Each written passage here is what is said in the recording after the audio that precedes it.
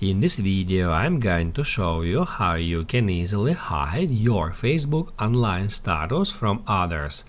Be sure to watch the video to the very end so you don't make any mistakes, and of course do not forget to like this video and subscribe to my channel. Thanks guys. So let's get started, and first off, open up Facebook app.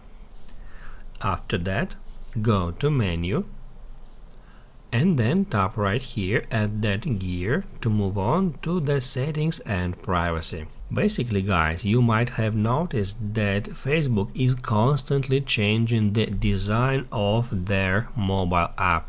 So the best and the universal way to search for the option we are looking for is just tap right here at search icon, and then at the search box just enter status.